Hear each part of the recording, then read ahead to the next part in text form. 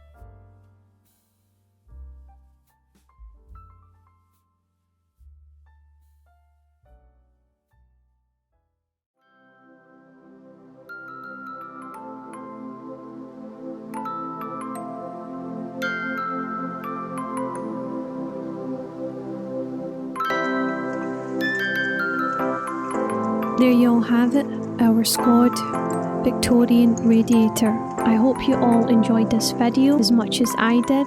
See you all in the next video.